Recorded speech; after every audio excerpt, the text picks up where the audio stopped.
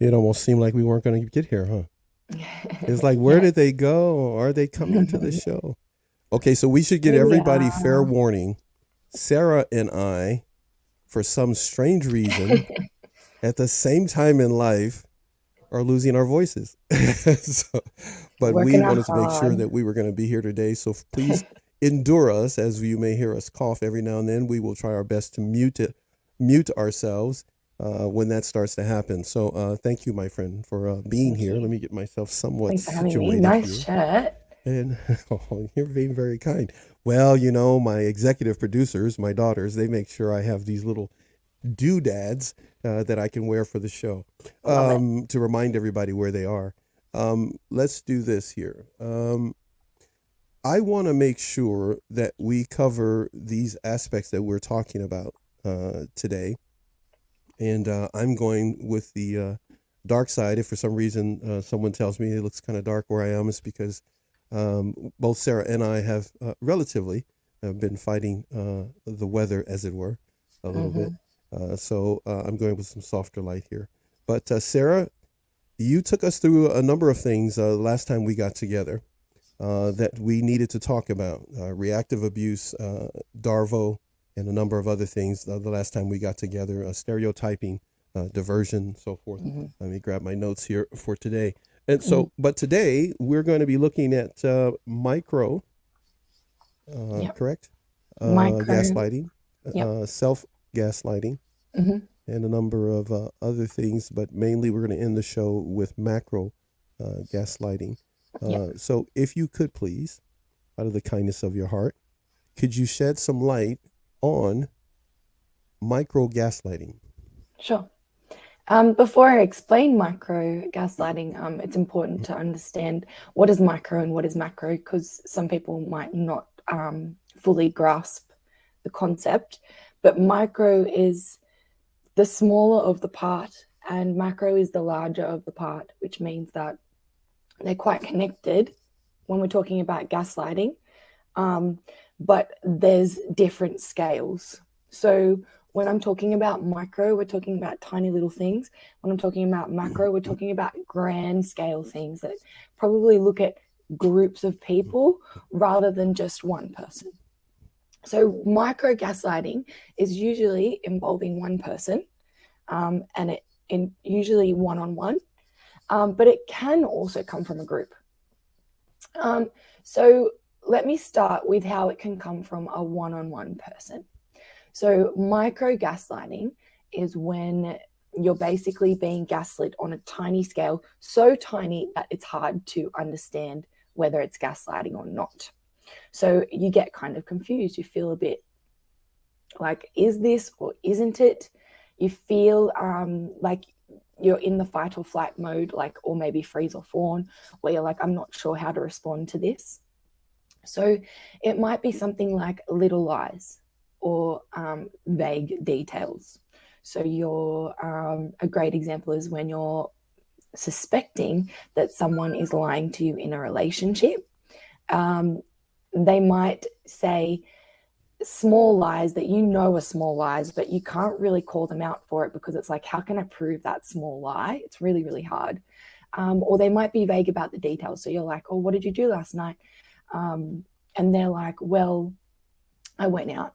And you're like, well, what did you do? And they're like, well, I went out with my friends. And you're like, well, okay, that seems very vague. That's kind of, And they're like, well, why do you keep pressing me? Like, I went out with my friends. And you're like, okay, this feels kind of strange, but you can't really keep pressing it, right? You're like, well, it'll be weird if I keep going, well, what did you do? um, so they might not deny or they might not react. They might just be silent and they might not say something at all. So you might say, well, it's kind of weird that you're not telling me what you did last night. And they might be like, end of story. They don't give you anything. This is a form of gaslighting because it makes you feel confused, makes you question your reality and go, well, I feel inside like something's not quite right. I'm seeing evidence in front of me that something isn't quite right because, your brain is like a computer. It's going, this is connecting and this is not. This isn't quite connecting. And those pink and red flags are popping up. but the micro-gaslighting is happening, and it's not big enough for us to go, hang on, this is gaslighting. So it's really important to pay attention to these little tiny signs of being gaslit, because the sign of, like, grand scale gaslighting is it's happening on a regular basis. It's happening over and over and over again. It's fair enough if someone, is keeping a secret and, you're not really close with them, and you ask them, well, what did you do? What happened? And they're like, well, nothing. They don't really want to tell you. You can't really push them because that's not nice. But if you notice you're close with this person and they're doing it all the time, that's gaslighting, micro-gaslighting. And it starts to wither away at your confidence and at your certainty and your sense of clarity about everything. Another example is, you might have a fight and you feel really confused, and then they'll come in and love bomb you after the silence and the micro-gaslighting. They'll be like, oh, by the way, I was thinking about you all night last night, and they hug you, but you're deep inside feeling like they still haven't addressed this thing that, and now they're telling me they loved me and then they missed me. I'm still feeling really confused. So they might plant seeds of doubt as well. They might be like, you like, every time I go out with my friends, you say stuff like this. Maybe you have a problem with, your security inside, and you'll go, oh, okay, maybe it's something to do with me. But, these all come under the same facets of the kinds of gaslighting that I was talking about in the last 2 sessions, but they're much more subtle, very, very subtle to the point where you don't want to bring them up because you feel like there's something wrong with me for thinking that there's something wrong with this. Yeah. They'll start to make you feel guilty and wrong, like there's something quite wrong with you bringing it up. Like, why are you bringing this up every time I go out? I told you I went out with my friends. That's it. End of story. But you're like, well, where did you go? Like, did you go out to the pub, or did you go out to the club, or what friends did you hang out with? And they're like, why do you need to know all this information? Like, maybe you have a problem with trust. This is not, if I may say, please, because we're both trying to save each other's throats today, just so everybody knows, if we seem to help each other out here so that we can keep going.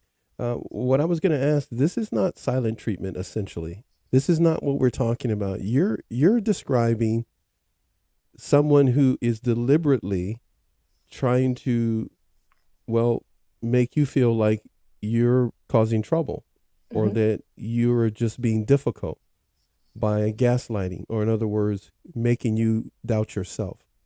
Yeah. It's deliberate manipulation, because what you're doing is bringing up something that's very normal. Like, in a normal interaction in a relationship, we should be able to talk about these things and not feel weird or strange about it. A sign that something isn't quite right is things that should feel normal, like talking about how your night was or how your day at work was, feel kind of strange. Like, why are you bringing this up? They maybe try to distract you. They might say, let's talk about something else. Like, I think you're getting a bit wound up here. I can see that you're getting a bit wound up. Let's talk about something else, because, we can't keep bringing these things up. Distraction, moving you away from the thing that you find concerning. Micro-gaslighting. You can't, like, you say you're in a situation with your boss or someone like a friend, and you're kind of pressing the situation, but they keep distracting you from it. But this situation involves you as a person. So you feel like there's something not quite right, and they might say things that will make you feel like you need to question yourself. So they might use compliments disguised as insults. So they might be like, look, you look really good. You have really nice legs, but maybe you shouldn't wear jeans anymore, Yeah. So, like, they'll say a nice thing, but it's veiled as something else, because they want to make you question yourself. A great quote from the movie Bring It On. The girls you gotta go there, right? You gotta go to the cheerleader movie. The cheerleader out, right? Go ahead. The girl goes, you're a great cheerleader, Torrance, but maybe you're not captain material. Like, beautiful compliments, but then they undermine you afterwards. because you go, well, yeah, this is validating how I feel, but then it undermines me and makes me question, well, maybe there isn't, you know, there is something else to this thing that I'm feeling. I feel confident, but maybe some other people are seeing things that I don't see. Maybe I should question myself. So you start to feel more and more insecure, but you don't know why. It's not overt. Overt is like going, you're imagining things and you're crazy. And yeah, gaslighting can be very overt, but it can be very, very covert as well. It can make you feel so confused to the point where you start to think that you are the problem, like what Amber said, creating insanity through making you feel like you're the problem. But you can't quite bring these things up because you feel like you're insane for bringing it up. So the intent is to make you feel undermined, to make you feel smaller, so that you're not actually seeing what's going on in the bigger picture. You're not seeing the macro picture here. You're just seeing this tiny little thing, and then the next tiny little thing. And like I mentioned in the last session, they do eventually become part of your inner critic. You start to self-gaslight. The little things become a part of the inner critic. Yeah, 100%. Wow. So the little things like, oh, maybe you shouldn't wear jeans. Like, oh, okay, maybe I shouldn't wear jeans because they make me look like a big fat person. So that means I must be fat. That means I'm going to feel more insecure. I'm going to make myself smaller. I'm not going to put myself out there. And then next time I want to go wear jeans, who do I hear?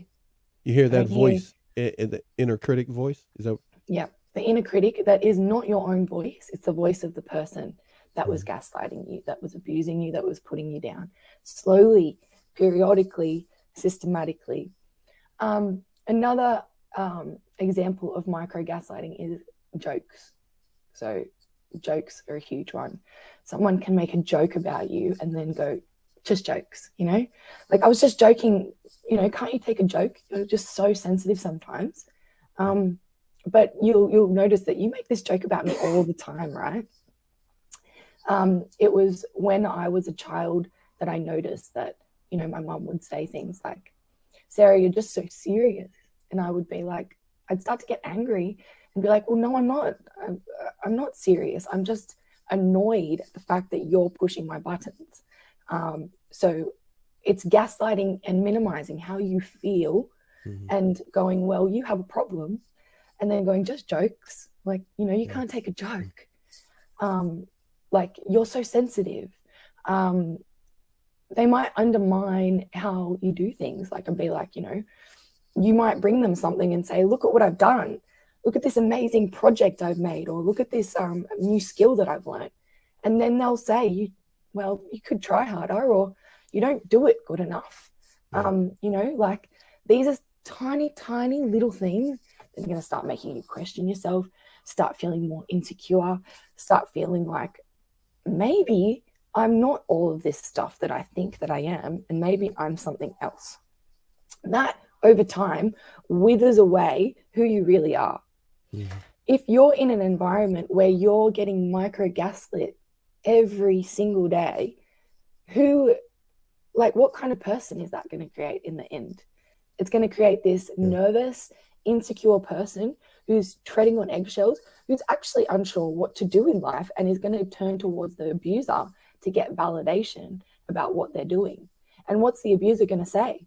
You're not doing it good enough. You're this, you're that. And then that makes them feel even more insecure, even worse about themselves. This is before we get to Amber, let's do something real quick here. Let's just wave out to Amber here. I'm going to do this. Amber, thank you so much for being here, and thank you for your comments. I'm going to put her comment up right now that she has there. I told you guys we're working as a team today, so you'll see me jump in, and my voice will work for a little bit, and then I'll hand it back to Sarah here. But what I was going to ask you about is, I'm trying to understand the micro-gaslighting in the sense of it affecting a child, because there is the possibility, I'm just assuming that it happens, correct me, you know more about this than I do, that there are children being micro-gaslit Yep. by their caregivers. Yep. What effect does that have once they become a teenager and as they move into other relationships, job, marriage, Mm.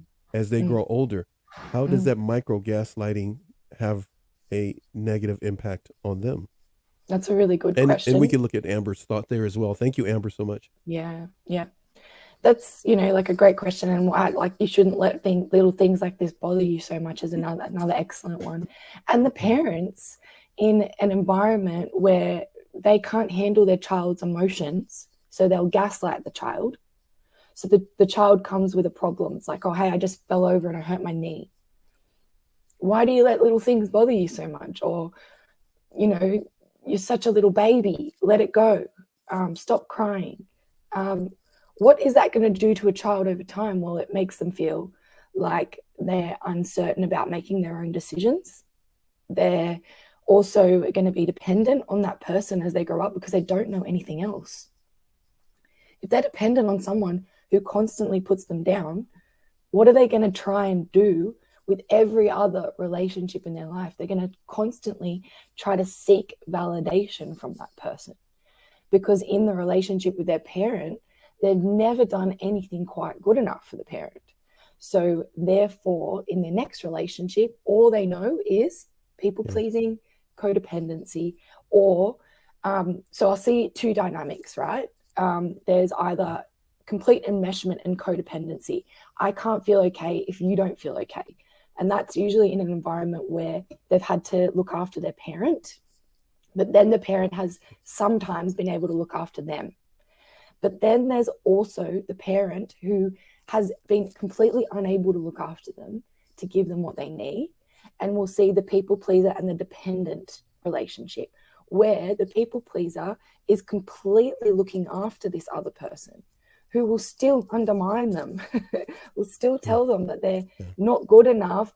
And it's all about this other person rather than the people pleaser, who's actually all they're trying to do is regulate their needs, their emotions, and their environment. And what they're getting in return is someone who's just Wait, taking time out. and No, taking you and just taking. did that again. Yeah. They're trying to regulate what three things again? You said their needs, their emotions, their emotions, and their environment. So what we're doing as people pleasers, I feel dysregulated because the other person feels dysregulated. So my needs are about making that person feel better, because therefore I feel better. My emotions will also feel better because I feel uncomfortable when someone else feels uncomfortable. Mm-hmm. This is the way a people pleaser feels or works in their mind. And the environment therefore feels safer when I'm making someone else feel better. So if we're constantly putting everything else into someone else and they're constantly taking, where are our needs getting filled up? Our needs are only getting filled up in a very shallow or in a way that is, it's not actually, it's fake. It's a fake way to fulfill our needs, because our needs will really be fulfilled by looking after ourselves properly and listening to ourselves properly. But the problem is, with all this micro-gaslighting, we're not able to regulate or understand ourselves properly because we have another voice inside, another voice that keeps ringing. And a good example of this is, I've been watching this show. It's a huge show, and I used to hate it so much in Australia because I was like, this is the worst show in the world. But it's actually really good to watch because it's a social experiment. Have you heard of Married at First Sight? I don't know if you have it in America. No, I don't know. It's pretty wacky, right? So two people are looking for love, and they decide to put it in the hands of experts, and experts decide to pair up people who they think are well suited, and they've never met each other, and they go down the aisle and get married. And on this show, I decided to start watching it because I want to see how do people work in these environments where, like, you're meeting someone for the first time. There's going to be red flags straight up. And I've witnessed it on this show. If you want to see gaslighting happening straight up, go and watch this show. It is insane how much it happens. So the safest place to be is watching the show, you're saying, because whoever's doing this is totally out of their mind. No, go ahead. Go ahead. Totally. But it's not just in between the couples, it's in the groups as well. Oh, really? And Oh, so wow. a really big sign of micro-gaslighting is Mhm. exaggerating your behavior. So there was Wait, a wait. Make sure. I'm just going to repeat that. Make yeah, sure I understand that correctly. That exact micro gaslighting involves the abuser exaggerating my behavior. In other yes. words. Okay. Yes. So I'll give you a perfect example to help you to understand. On the show Maths, Married at First Sight, there was a girl sitting there and she didn't like the other girl. So she said to the other girl, I don't like your voice, right? So Okay. this is the abuser It's like, saying to the girl, I don't like your voice. Immediately, the girl who gets it said to feels a wound, right? She's like, people have oh, said to me my whole life that they don't like my voice. I'm feeling wow. hurt now. She was very angry. She smashed a glass on the table and said, you know what? People have done this to me so much in my life and blah, blah, blah. The girl who was abusive then was, pushing the wounds more and more. Then later on, gaslit the girl by in the group saying that the girl was waving the glass around in her face. So that's what a gaslighter will do. The girl smashed the glass because she was feeling intense emotion. She Yes. was like, you know what? Everyone says this about me. I'm sick of it. And she was crying and she was very out of her depth in terms of like regulating her own emotions. But what did this other girl do? She pushed the point. And this is micro gaslighting because she's bringing in other people to go, oh my gosh, oh, did she really do that? Micro, it's very micro, but in terms of her action, it's exaggerating what the other person did. She's saying, I'm now the victim. I was, a glass was waved in my face and I did nothing wrong. They will exaggerate your behavior. You might say, you're so mean to me. They'll exaggerate it and say, you were yelling at me. You were slamming doors.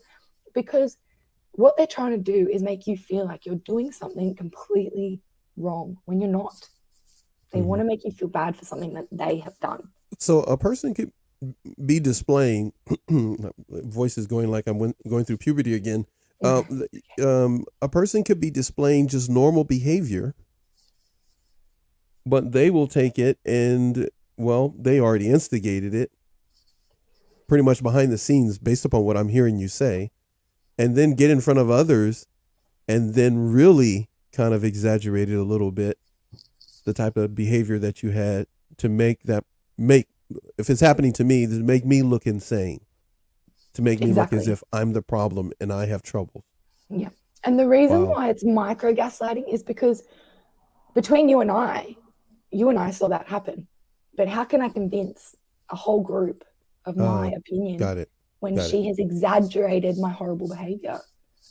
Like, how can I now stand up for myself when everyone thinks that I did that? It's micro, but it has a huge effect. Right. Massive effect. In front of other people, it will have a huge effect. Yep. So And you and I are going through this and I'm micro gaslighting you. And then I'm waiting to get in front of other people. And when I get in front of other people, I know what happened in private between you and I.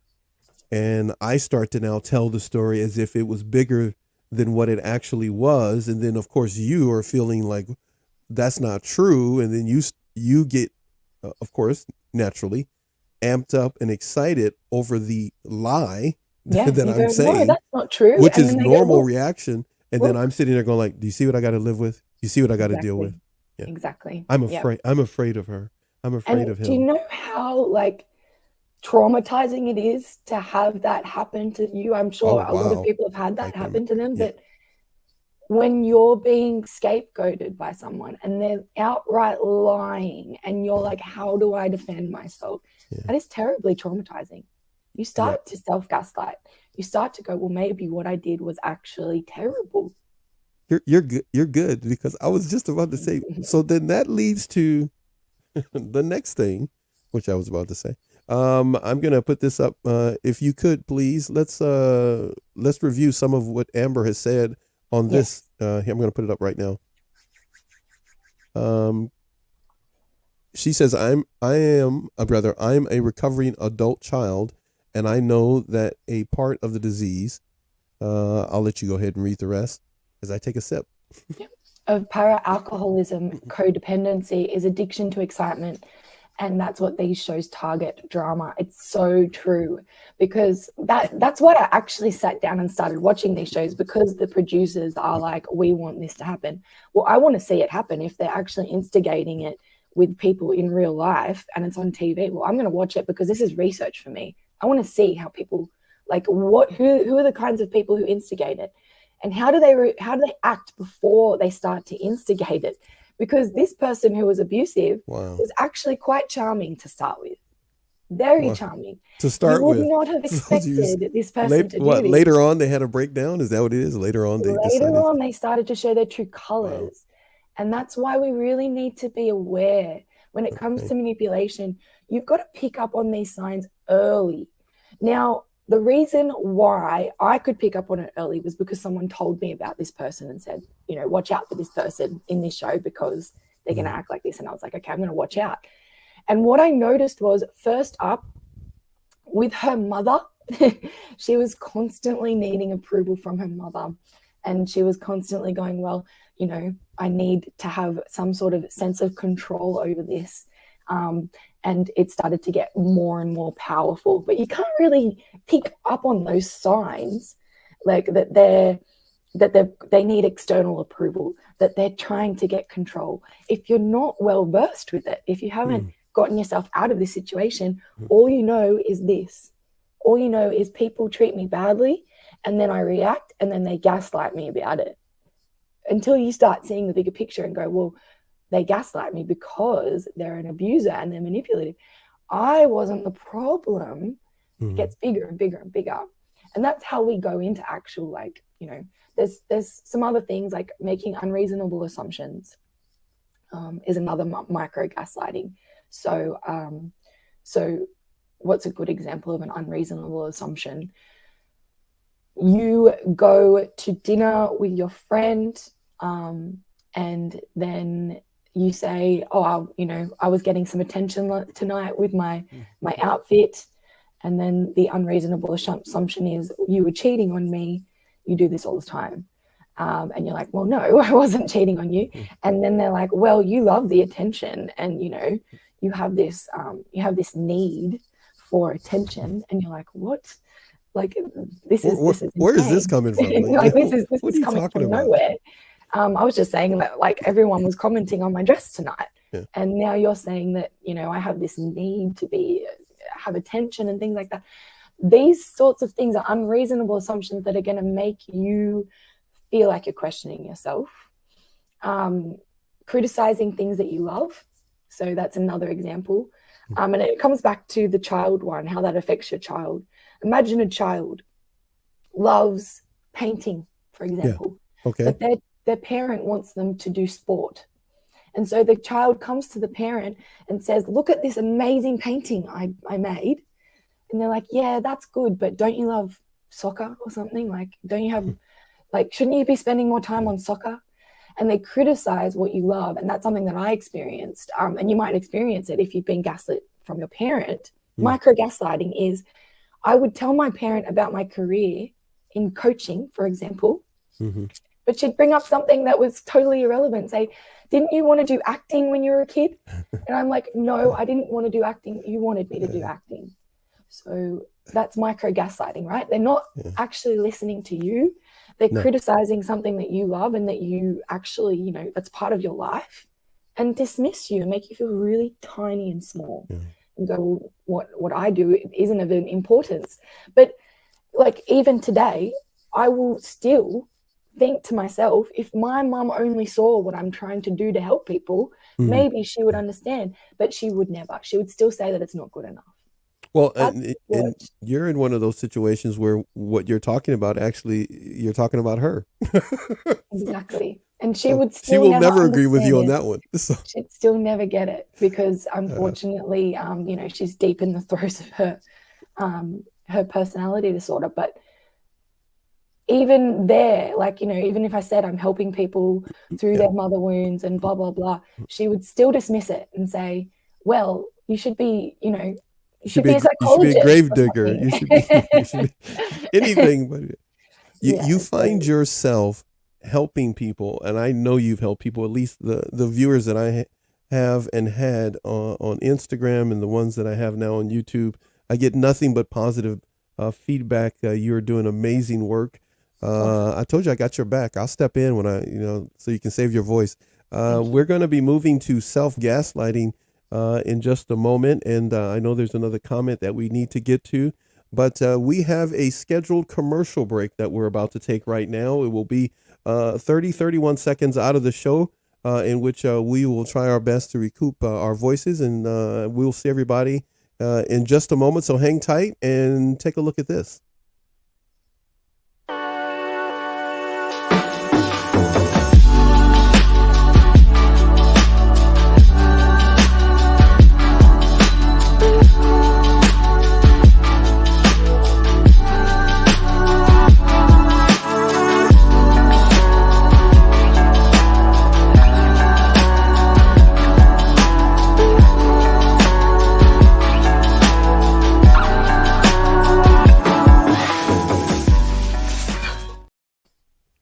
Okay, that was a moment for us to recoup our voices.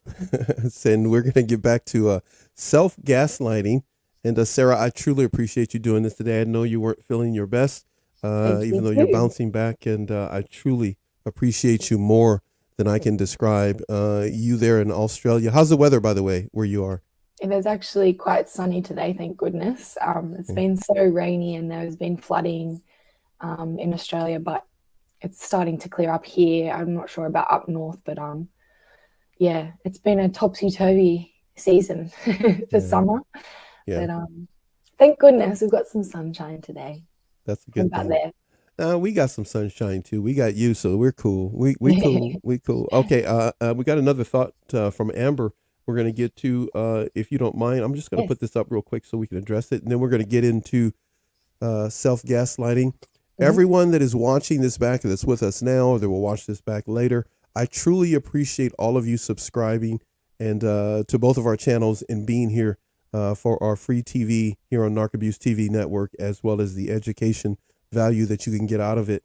And I really appreciate you today because I can't speak. I don't know what's wrong. It's like I need like 40 hours of sleep time or something to catch up. Yeah. Hold on one second. Yeah, we were just talking about that.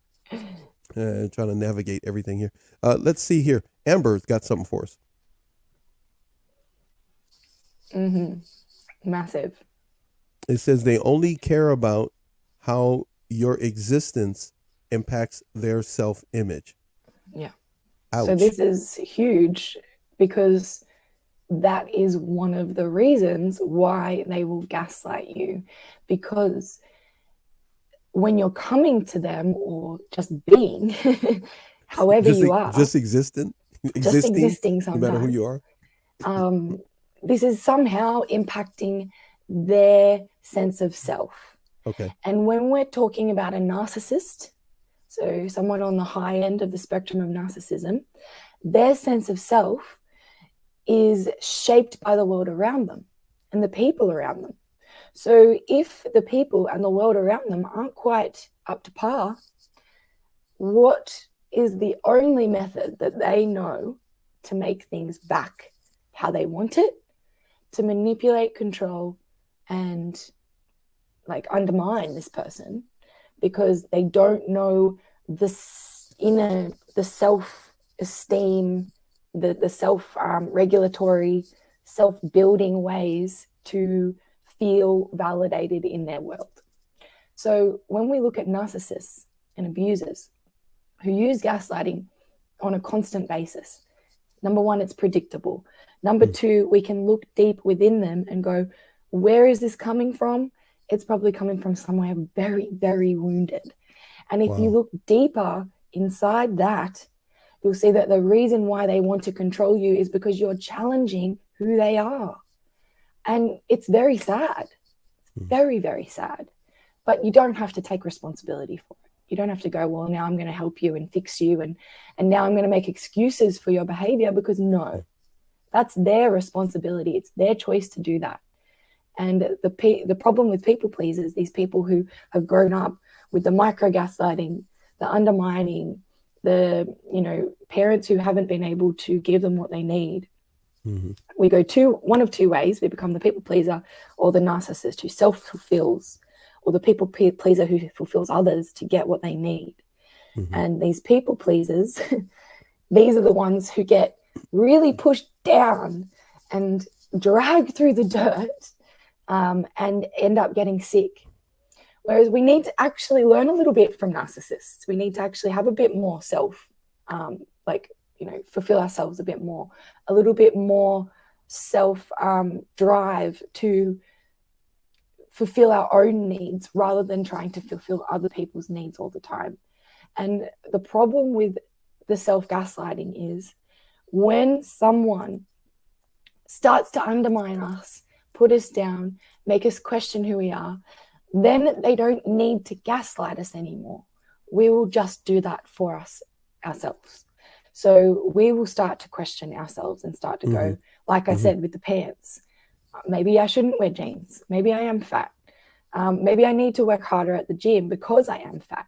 All that is running through for example, if you start thinking that's running through your head, and that person could have been gone 20, 30 years ago and said that to you. Yep. But yet now you're still today, doing it to yourself. I'm doing my coaching and I'm still going, I wonder if my mom would find this. Second guessing an aspect of life second because guessing that person is in your head, which now technically they're not physically in front of you. No. But what they said, but their voice. We continue to hit repeat and play it over and over. 100%. It plays over and over until you start to challenge that voice, which you think is your own voice. A lot of the time when we get programmed that way, we really think it's our own voice. And when I started to do healing, this very impactful healer said to me, Sarah, you need to learn that you're not your mother. I was like, well, what the hell does that mean? And I was like, hey, you know what? You could have came and talked to me. I could have told you that for free. Sorry, go ahead. For years and years and years and years and years, I was like, what does that mean? What does that mean? Until I started doing the healing work, and I realized that I really had taken on board all of these things that were my mother, and all of these things that my mother said were about me. And that's what he meant when he said, you need to learn that you're not your mother. Okay, time out. You got to repeat that one. That was good. Please, my friend, repeat that again. Yeah, so all of the things that my mother was, I thought I was. And because that was her wounds that she was projecting onto me. Okay. Right? And all the things that she told me I was, I thought I was. So that was like this whole part of me that wasn't me, that I had told myself was me, that became part of my identity. But I had to relearn that wasn't me at all. I had to open up that box. That's like a growth that grew on you, and then you literally had to get rid of it. But it was going to hurt a little bit. And it does hurt, because you have to start questioning that voice and start going, hang on, is that me? Or is that person who was telling me all of that? And sometimes you're like, I still don't know. You still don't know, because there's still those deep down feelings like, I'm a bad person, I'm not doing good enough.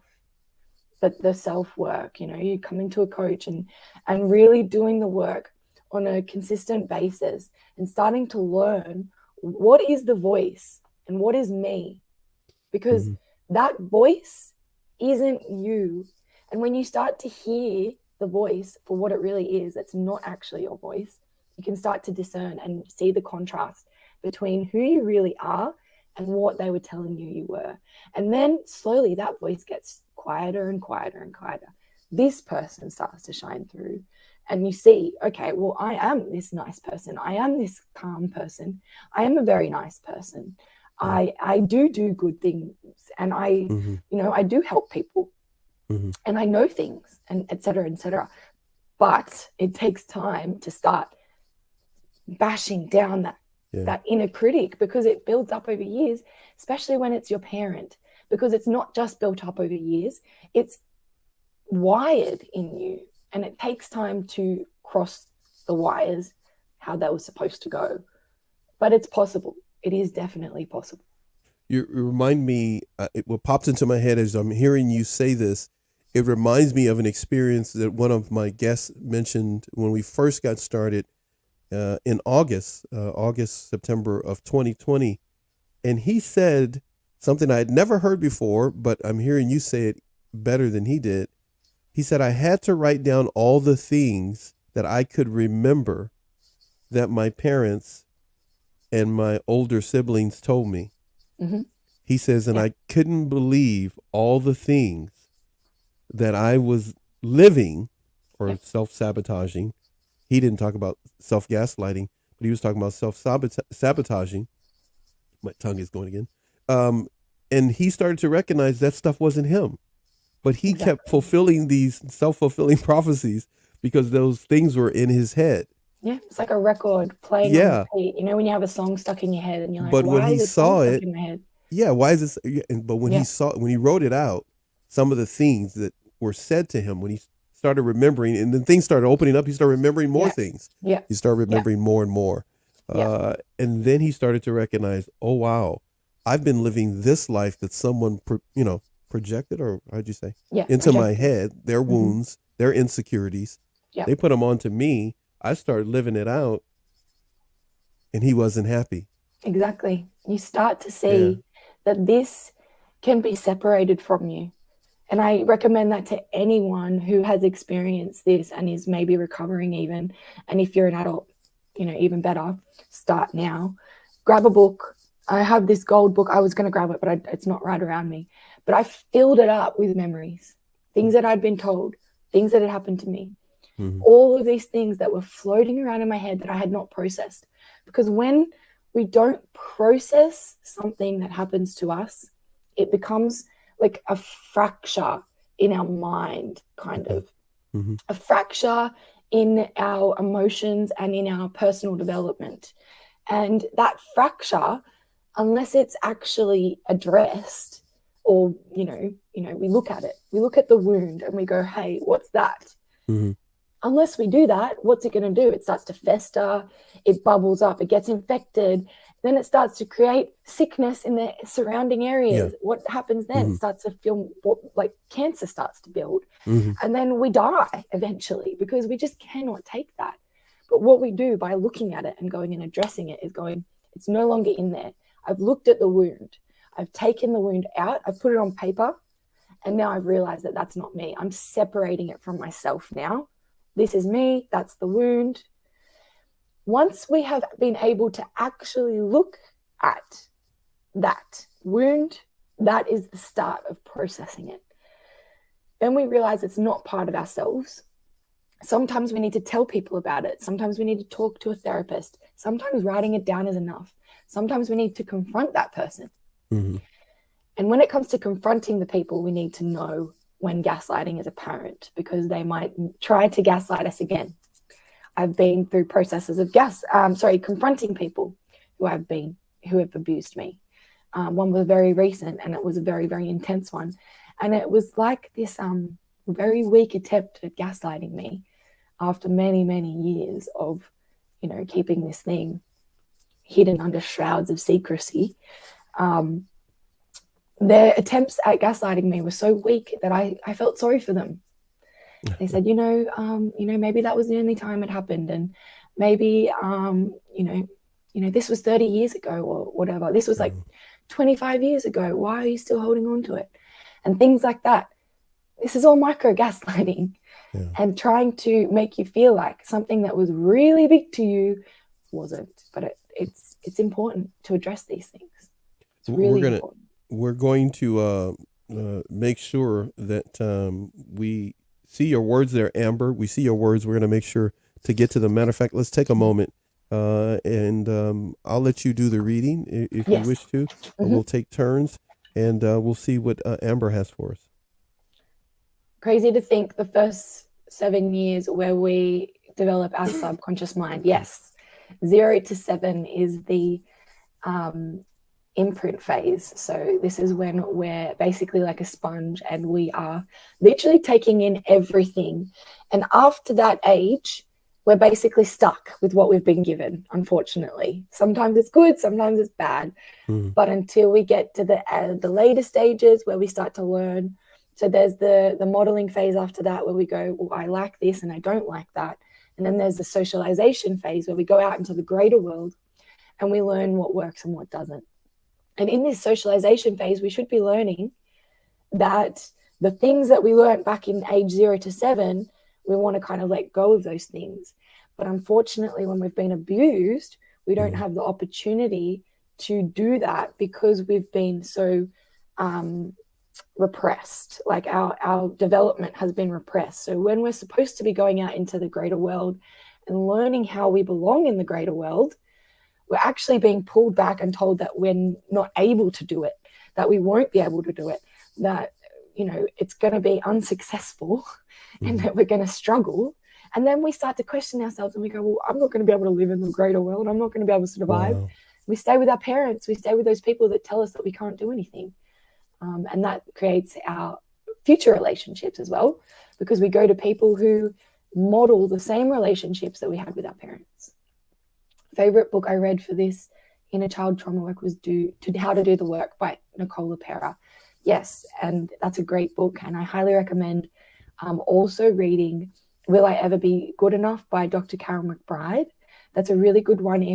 Even if you didn't have a narcissistic parent, it's good to understand how the gaslighting works and how the kind of modeling works as you grow up and how that carries on into later life and how you can start to let go of it. It's really Because important. if not, then a person is going to get stuck into this whole lifestyle of self-gaslighting. Yes. Because from what I'm hearing, other individuals talk about gaslighting.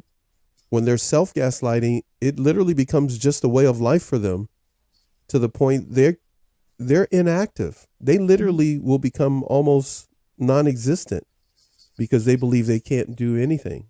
Yeah. And unfortunately, you know, as much as my mother is in the throes of her personality disorder, I will see that in my mother as well. Because like I said, when we are growing up, when we don't get what we need, so this goes back generationally. The parent doesn't give us what we need. We either become the people pleaser or the narcissist. Unfortunately, my mother became a people pleasing narcissist. So she thought that by giving everything, she was going to be the martyr. And this is what we call a communal narcissist. They act like the martyr, where they're like, I give everything and I'm such a good person and look at all the things that I do. But deep down, they're so insecure and they just don't know who they are. And they're so wounded that eventually they just lose themselves. They get so stuck in this. And my mum, look at my mum, like I'm giving you the example. She gets so stuck in this, what she believes is life and everything, that she now has no one because everyone is wrong. She doesn't have support because no one can do better than her. She doesn't have motivations or aspirations or desires or excitement in life because she's frozen where she is, because she doesn't know which way to go. So you can look at that and be sad about it, because they are these people who don't know anything else. And it makes you become like that when you stay in that environment and you go, well, no, I can't do anything either. No, my parent didn't do that, so now I can't do that. My parent told me I can't do that, so therefore I'll never be able to do that. I have clients come to me all the time and be like, well, I'm trying to start a business. My parents said, you know, I've had businesses and you're never going to be able to do it. You know, like it's so I common. failed, so there's no way you're going to do it. You're going to fail too. Exactly. Yeah. Well, I tried that, or it's the other way. You know, I wanted to have a business, so you should have a business. Oh yeah, and you should do that. It's the same You should way. quit. Right? You should quit your job and you can work for yourself. You shouldn't be doing what you're doing. You should be doing what I'm doing. So it's like so many different ways. Yeah. Amber's given much love to you, my friend.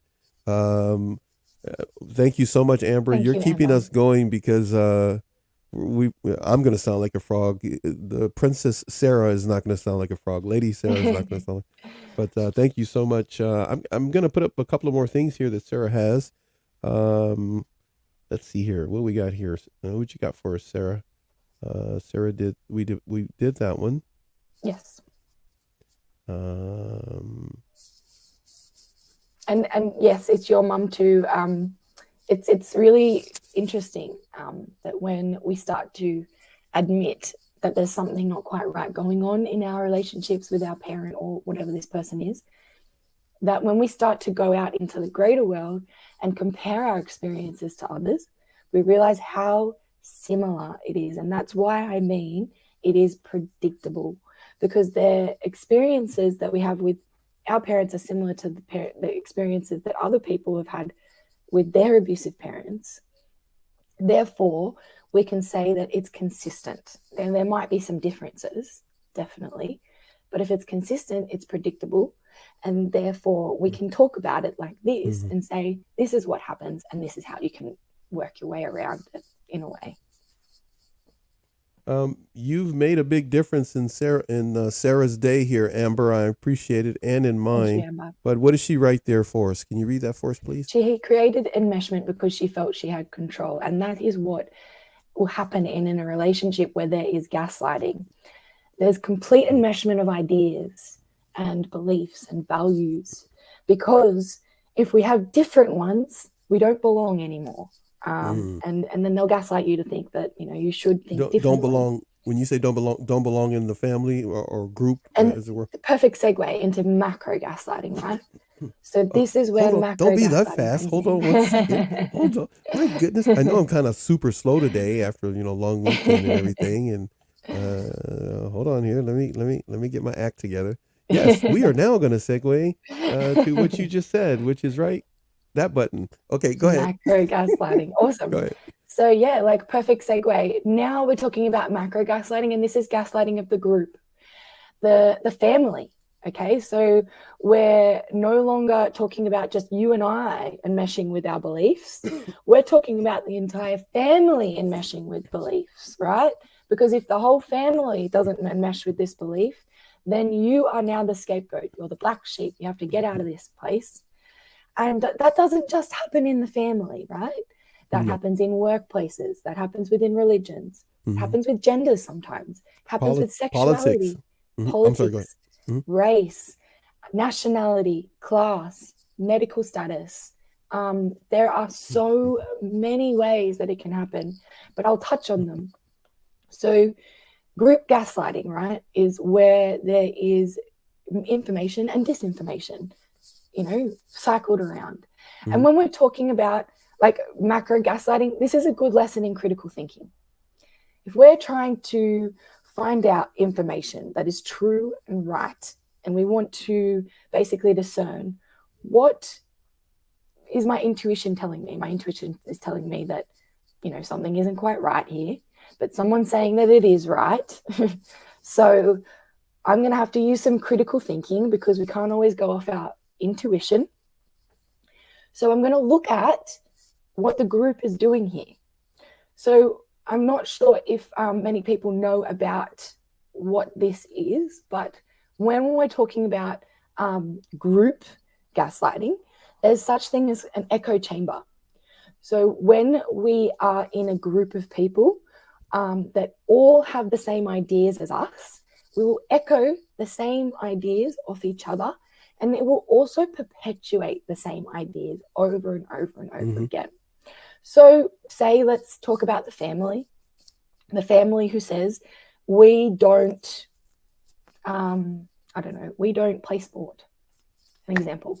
The family who says we don't play sport has the echo chamber that we don't watch sport, we don't play sport, we put down other people who play sport, and we make fun of them. And whenever there's sport, we say this, and blah, blah, blah. But one person in the group doesn't echo the beliefs of that group. So what happens? There's gaslighting. So they gaslight that person and say, well, you're silly for not liking sport, and you're this kind of person for not liking sport, for liking sport. And because you like sport, that means that you're this kind of person, and we're going to treat you this kind of way. So not does that, let's look at all kinds of groups, right? The ostracizing, yes. The ostracizing within the group, right? So let's look at the mean girl group. Look at the movie Mean Girls as a perfect example. I can always count on you. I was sitting here going like, what movie? She just did books. Yeah. What movie is she gonna? Go ahead. No, go ahead. I love to use metaphors because it's a great, like, no, when we can make you are the metaphor queen. Awesome. Go ahead. The movie Mean Girls, they say on whatever day we wear pink, and if we don't wear pink, you're not part of the group, right? So we also make fun of people, and if you don't make fun of people, you're not part of the group. And they will ostracize that person and then like segregate them, push them out, so that you're not part of the group anymore. So let's look at what kinds of groups are there. There's the family group, the familial cult, right? Where if we don't all do what mother says, we're scapegoated, and that creates the roles within the family of the golden child, the scapegoat, the forgotten child, and the black sheep. What about within religion? There's religious cults sometimes, you know. If we were looking at the one where they were branding people, I can't remember what it's called. Yeah, you can't sit with us. Look on the bright side. It makes two of us because I can't remember either. I can only think of Jim Jones, but I'm 400 years old. Jim Jones, exactly. Another example. Everybody had to drink the Kool-Aid. Everyone had to drink the Kool-Aid, and if you didn't drink the Kool-Aid, you weren't part of the group, right? And if you didn't believe this religious belief, you weren't allowed to be a part of the group, because if you didn't believe the religious belief, then you wouldn't have thought that it was okay to drink the Kool-Aid in the first place. So anyone who doesn't believe is going to be gaslit. So they're going to be told to others that you're going to tell the group that this person doesn't belong, that we should ostracize them, that we should make them feel like they're silly for believing this other belief. So the whole entire group will then gaslight this person. And it's not just one person sometimes. It's one group will gaslight another group, or one person will gaslight a group. It's macro on all different kinds of scales. So like with religion, you can have the cult leader gaslighting the group. The cult group gaslighting one member of the cult. With gender, you know, we're gaslighting one kind of gender. We're saying all women only go to the kitchen, or whatever it is. All men only go hunting, or whatever it is. Or I just had to throw this in. This happened last week, talking with one of my future guests, with someone with disabilities. They were mentioning a woman getting pregnant on a job. She was put in a difficult position just because she was a woman, and she was having her first child. I'm sorry, I just threw that in there. But group gaslighting is a perfect example of that. Like, well, the group doesn't think that if you're pregnant, that you're going to have enough time to work. You can keep your job. That's essentially what happened. It was kind of like you got to give up your job now because you got pregnant. Exactly. And the group will echo, like I said, the echo chamber. They echo the beliefs of the group. So then the whole group doesn't think that was wrong, that you fired the pregnant person. Yeah. The whole group thinks that it was right. So this is what macro-gaslighting is. It involves groups of people, and it involves gaslighting on a mass scale. So even with social media, the cancel culture, right? So we're canceling people based on what other people say, gaslighting people on their beliefs.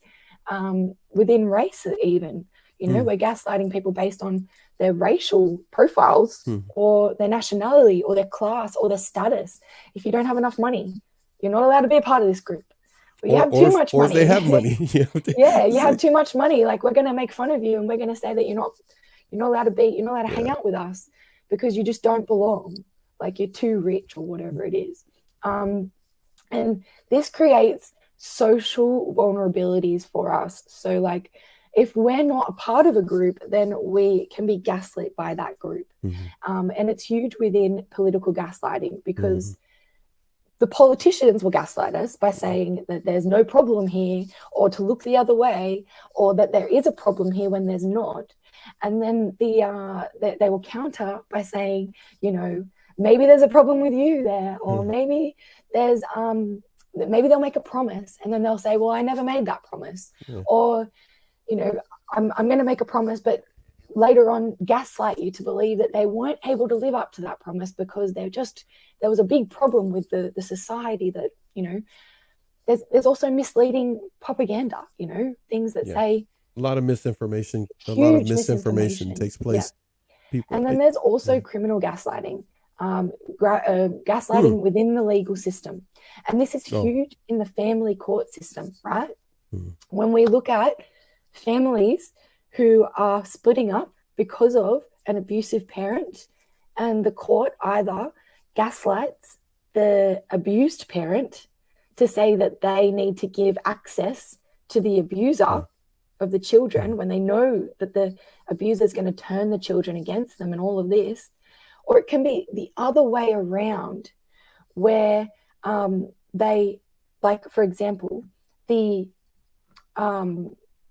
well, it's not quite the other way around, but the legal system can protect the abuser. Look at rape or sexual abuse or sexual assault, for example. When the victim gets put on the stand, what do? They're going to question them, and they're really going to try and deny that what happened. So they're going to try and coerce them to say something that's going to protect the perpetrator. And sometimes the system can do this to people's fault, to the fault of the victim, unfortunately. And sometimes victims can go unhelped in the system because it's gaslighting victims, saying, well, maybe you were wearing clothes that made you attract that. Or, well, you were drunk that night, so maybe, you know, it wasn't your fault. I mean, it wasn't their fault that they raped you or whatever, you know, like there's gaslighting on grand scales, and we need to be aware of the echo chambers that perpetrate and perpetuate these kinds of beliefs and ideas, because when we're within these groups, sometimes we can also perpetuate the ideas in these echo chambers, and we can macro gaslight other people as well. We can say that you're a bad person for believing that. We can say that you shouldn't be doing that.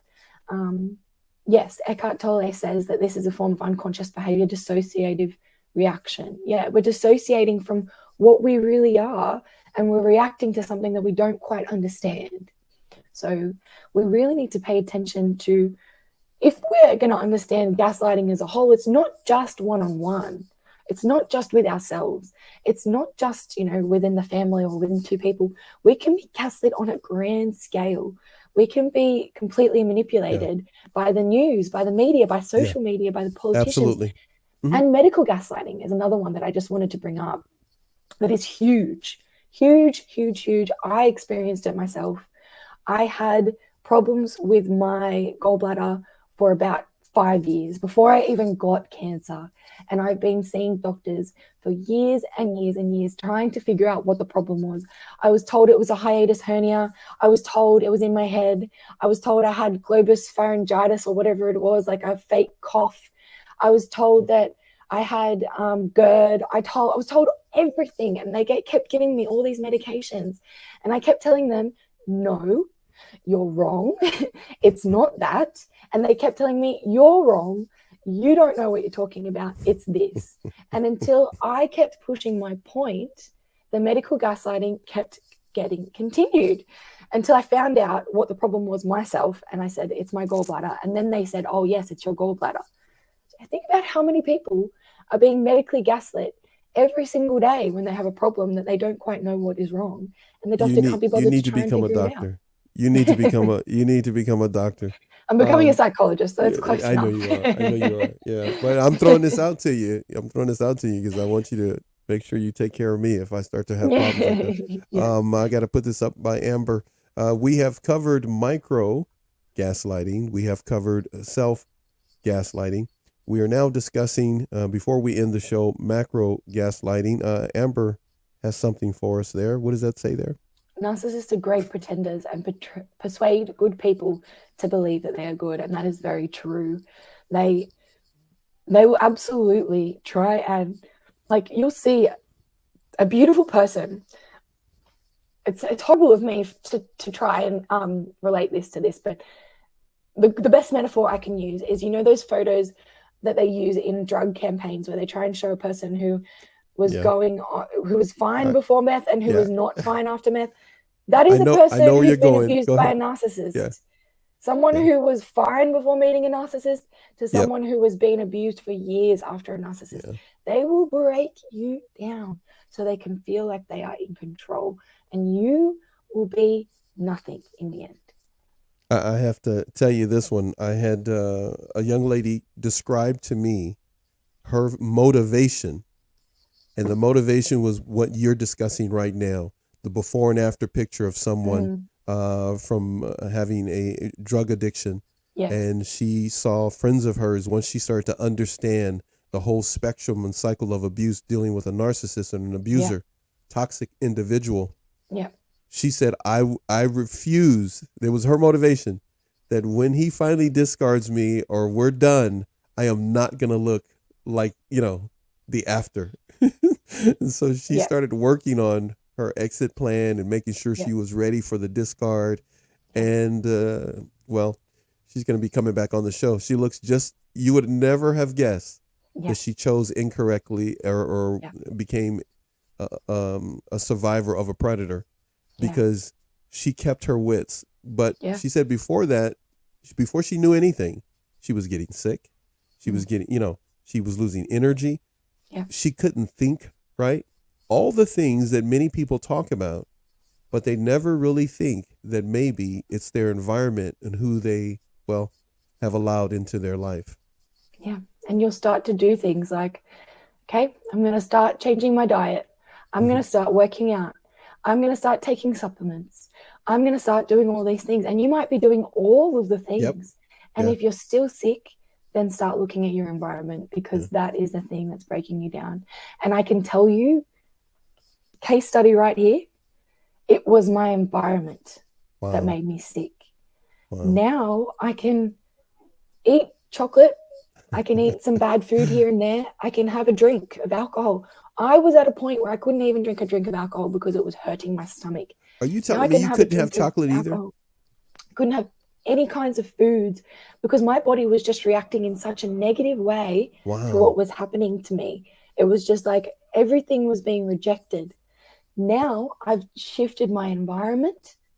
I didn't have to change much else. All I have to do is go for a walk on the beach, keep my routine strong, and keep my food good. But the biggest impact was changing my environment, getting myself out of that toxicity, out of that stressful environment where I was constantly questioning myself, going like, oh, do I need to make this person happy? And if I don't make this person happy, then I'm not going to be good enough. That's going to make you sick over time. And as soon as you start to shift that environment, you're going to see that that energy that you pour into yourself is good, and it makes you healthy. It makes you thrive. It makes you motivated and inspired to do the things that you want in your life.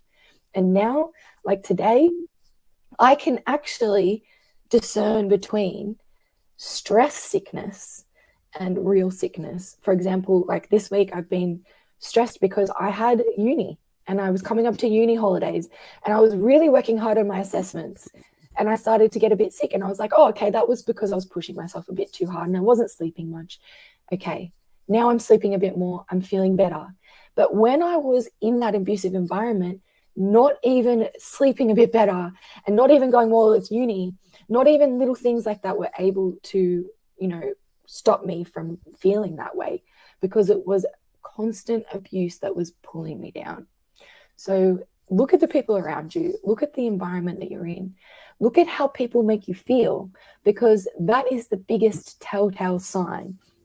If you're with one person or if you're in a group of people and they make you feel a certain way inside and it's not a good way, trust that feeling and start to question why you're feeling that way.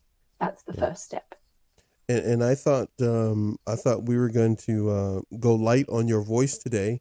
It's and okay. I couldn't help you at all. I couldn't muster up anything out of these vocal cords to be of some major help to you. No worries. And my lighting's freaking out and everything. My environment is gaslighting me, and I was just trying to have a nice quiet. No, I'm just kidding. Literally Listen, gaslighting.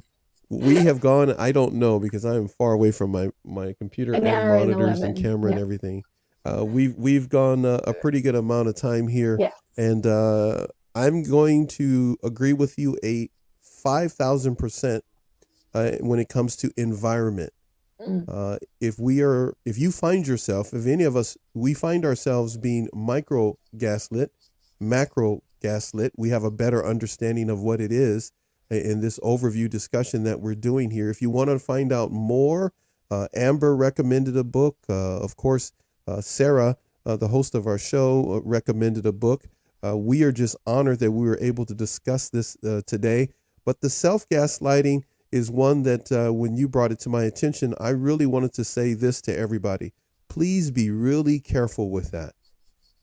Because whether the abuser is there in your immediate vicinity or not, they are definitely having an impact if you lean into self-gaslighting. Feel free to reach out to Sarah for more information on that.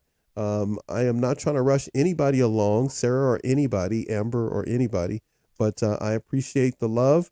I am going to rest up my voice some more. Yes. And I want Sarah to get whatever rest you need because you're the uni queen and knocking stuff out and getting that done and then showing up here out of your time there in Australia in the morning. Thank you for having me. You did have a time change, right? Yes, it was an hour earlier, so daylight savings time. So what time is it there right now? It's 5:20 here in California. 10:20 a.m. Yep. It's 10. Okay. All right. So much love to you, everybody. Yes. I just wanted to add before we go that go ahead, please. To sum up today's session, I think the best question to ask is whose voice are you hearing in your head? Hopefully it's not my frog voice. Go ahead. Whose voice are you hearing? Because that will tell you whether it is you or if it's someone else. Because if you're hearing like, oh, you're such a, I'm giving you examples of my own. You're such a violent person, Sarah. You're such an angry person, Sarah. I would say that to myself. And then I'd say, wait, who told me that? My mother. So that's not actually my voice, right? So I stopped telling myself that. And I started saying, you're such a happy person. You're really funny. You're good at making jokes. And then I stopped listening to that voice and I started realizing I'm not violent and I'm not a bad person. So start listening to whose voice am I hearing and start to challenge that voice with affirmations. Be gentle with yourselves, like Amber said, and always be kind because self-kindness will go a long way. And thank you so much for having me. And thank you for showing up, even though your voice is going too. Oh, hey, you know what? I learn from you all the time. Every moment I learn something from you. Every time we get a chance to speak, you're a very humble, honest-hearted person who really loves people, and you do your best to try to help people. And that's why, we're working together to put these shows on. And Amber, thank you.